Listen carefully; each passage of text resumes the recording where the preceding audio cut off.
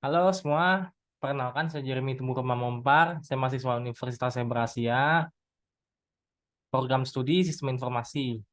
Pada video ini saya akan mempresentasikan ujian akhir semester, testing implementasi sistem informasi untuk memenuhi nilai ujian semesternya.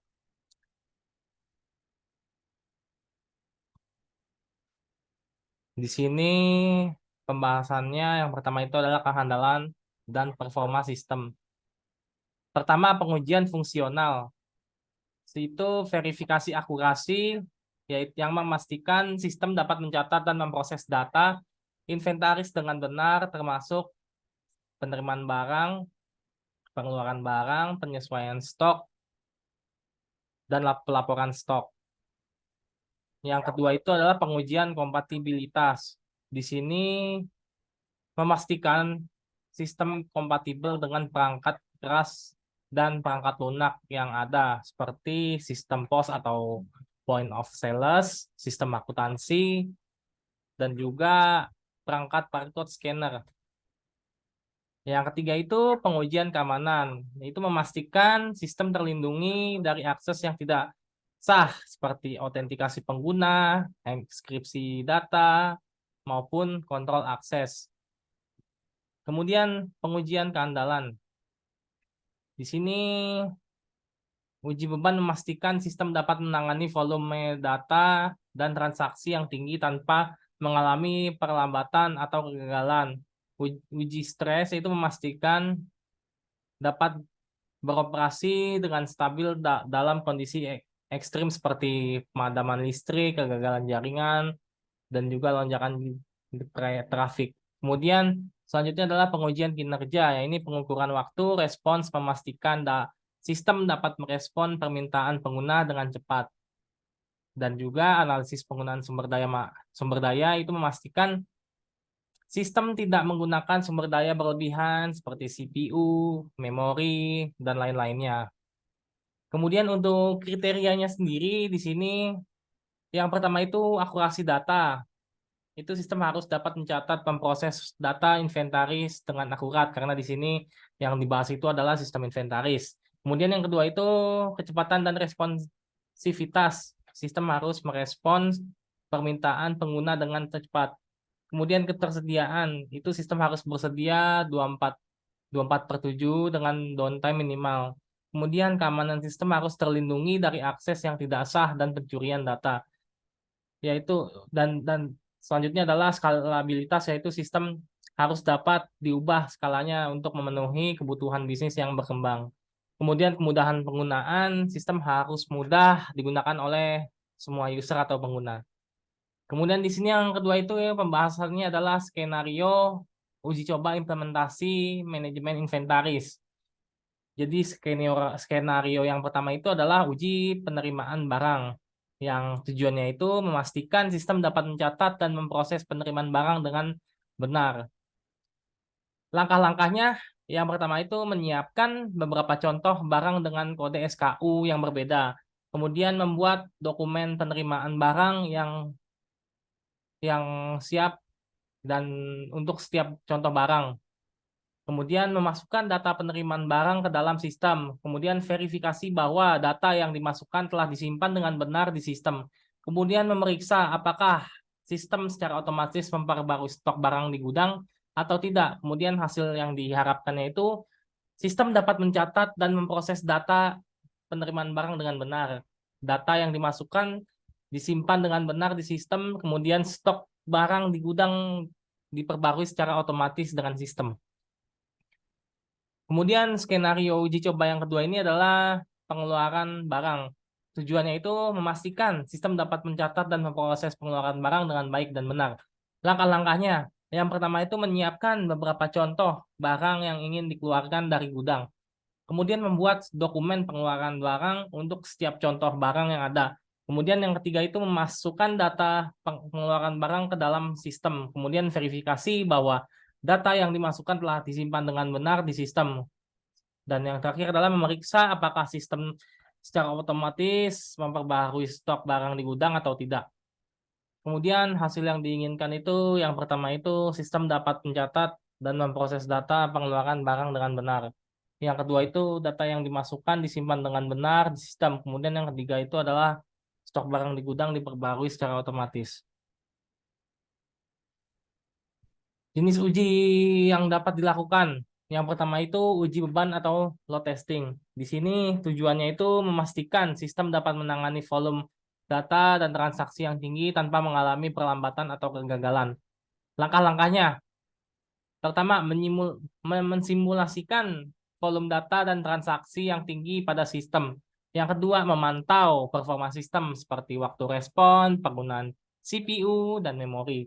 Yang ketiga, mengidentifikasi dan memperbaiki bottlenecks yang menyebabkan perlambatan atau kegagalan. Hasil yang diharapkannya itu sistem dapat menangani volume data dan transaksi yang tinggi tanpa mengalami perlambatan atau kegagalan.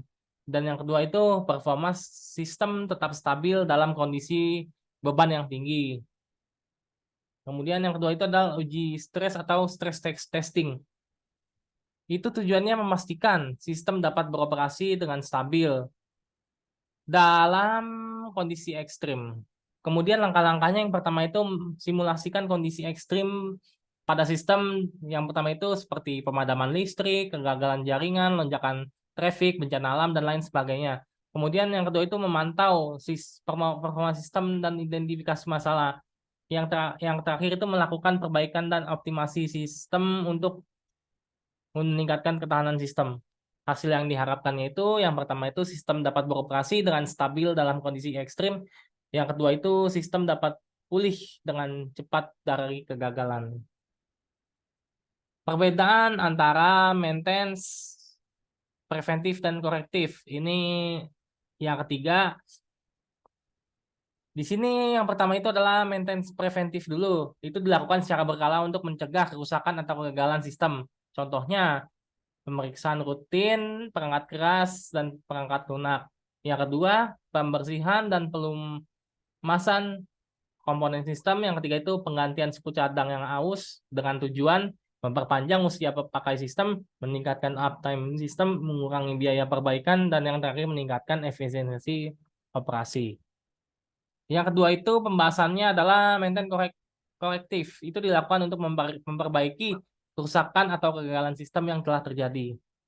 Contohnya, memperbaiki kerusakan perangkat keras, kemudian yang kedua itu mengatasi bug pada perangkat lunak, yang ketiga itu adalah memulihkan data yang hilang dengan tujuan memulihkan operasional sistem, meminimalkan dampak kerusakan, dan mencegah kerusakan yang lebih lanjut. Selanjutnya pembahasan yang keempat itu adalah mengidentifikasi dan memperbaiki penurunan performa sistem manajemen inventaris. Jadi di sini yang pertama itu mengumpulkan informasi, memantau performa sistem. Di sini dapat menggunakan alat bantu monitoring untuk melacak waktu respon penggunaan CPU, memori, dan network. Kemudian membandingkan data performa saat ini dengan data sebelumnya ketika masih berkinerja dengan optimal atau dengan lancar. Kemudian identifikasi perubahan yang terjadi.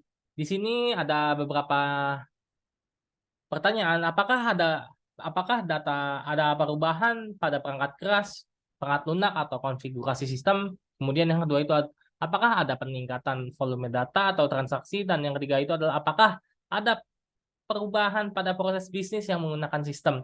Di sini wawancara penggunanya itu menanyakan kepada pengguna apakah mereka mengalami masalah dengan sistem atau tidak. Kemudian mengumpulkan informasi tentang jenis masalah yang dihadapi dan kapan masalah tersebut terjadi. Dan yang kedua ini menganalisis informasi korelate data performa dengan perubahan yang terjadi. Di sini apakah ada korelasi antara perubahan dan penurunan performa. Kemudian di sini mengidentifikasi kemungkinan penyebabnya itu berdasarkan data dan informasi yang dikumpulkan. Identifikasi kemungkinan menyebab penurunan performa itu contohnya kelebihan beban pada server, bug pada perangkat lunak, kesalahan konfigurasi, dan juga kebocoran memori atau data. Yang ketiga itu memperbaiki masalah. Di sini mengimplementasikan solusinya, yaitu tergantung pada penyebab implementasi solusi yang tepat untuk memperbaiki masalahnya itu. Contohnya, meningkatkan kapasitas server untuk kemudian memperbaiki bug pada perangkat lunak, kemudian mengubah konfigurasi sistem, dan yang itu menemukan dan memperbaiki kebocoran memori. Kemudian di sini ada memantau performa sistem. Setelah solusi diimplementasikan, memantau performa sistem untuk memastikan masalah telah teratasi. Kemudian di sini mencegah masalah yang terulang, mendokumentasikan proses dan solusi, kemudian di sini dokumentasikan proses identifikasi dan solusi masalah untuk referensi di masa yang mendatang atau di masa depan. Kemudian melakukan review dan audit sistem secara berkala, kemudian melakukan review dan audit secara berkala untuk mengidentifikasi potensi masalah sebelumnya terjadinya masalah pada sistem. Nah, di sini ada memastikan sistem manajemen inventaris dapat berjalan dengan baik. Yang pertama itu pemeliharaan. Itu melakukan pemeliharaan preventif secara berkala, kemudian memastikan tim IT siap sedia untuk menangani masalah yang muncul atau yang terjadi, kemudian menggunakan alat bantu monitoring untuk melacak performa sistem. Di sini yang kedua adalah keamanan, menerapkan langkah-langkah keamanan untuk melindungi sistem dari akses yang tidak sah dan malware, kemudian melakukan backup data secara berkala, kemudian memiliki rencana pemulihan bencana. Yang ketiga itu pengguna. Memberikan pelatihan kepada pengguna tentang cara menggunakan sistem dengan benar. Kemudian membuat dokumentasi yang mudah dipahami. Kemudian menyediakan saluran komunikasi untuk penggunaan melaporkan masalah. Dan yang keempat itu adalah pembaruan. Ini melakukan update dan patch sistem secara berkala. Terus memastikan sistem kompatibel dengan perangkat keras dan perangkat lunak lainnya. Kemudian di sini mengumpulkan umpan balik dari pengguna akhir untuk memperbaiki dan meningkatkan sistem yang ada.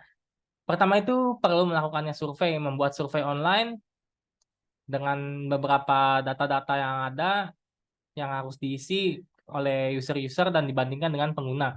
Kemudian menggunakan pertanyaan yang jelas dan ringkas untuk mendapatkan informasi yang dibutuhkan. Kemudian menawarkan insentif untuk mendorong partisipasi pengguna seperti hadiah atau undian atau berbagai macam lainnya. Yang kedua itu wawancara. Ini melakukan wawancara tatap muka atau melalui telepon dengan pengguna ataupun lewat Zoom dan lain-lainnya. Kemudian menggunakan pertanyaan terbuka untuk mendapatkan informasi yang lebih mendalam tentang pengalaman pengguna. Kemudian di sini dapat memperhatikan bahasa tubuh dan nada suara penggunaan untuk memahami perasaan mereka terhadap sistem yang ada. Kemudian di sini ada yang ketiga itu kelompok fokus. Di sini mengadakan kelompok fokus dengan sekelompok kecil untuk mendapatkan diskusi yang lebih mendalam tentang sistem. Kemudian yang kedua itu menggunakan moderator untuk memfasilitasi diskusi dan memastikan semua pengguna memiliki kesempatan untuk berbicara. Kemudian di sini memperhatikan interaksi antara pengguna untuk mendapatkan insight ataupun perhatian tentang bagaimana mereka menggunakan sistem secara kolaboratif. Yang keempat itu adalah analisis data.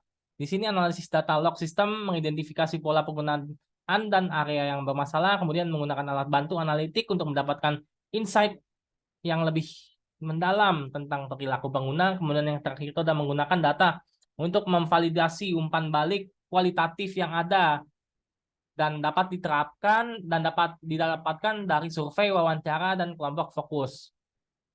Yang kelima, forum dan grup diskusi. Di sini membuat forum online atau diskusi online itu di mana untuk memberikan umpan balik dan bertukar informasi tentang sistem yang ada. Kemudian memantau forum dan grup diskusi secara berkala untuk mendapatkan informasi terbaru tentang masalah dan kebutuhan pengguna. Dan yang terakhir itu menggunakan forum dan grup diskusi untuk berkomunikasi dengan pengguna tentang perubahan dan perbaikan yang ada yang dilakukan pada sistem ini. Oke, sekian presentasi dari saya. Kurang lebihnya mohon maaf. Sekian, terima kasih.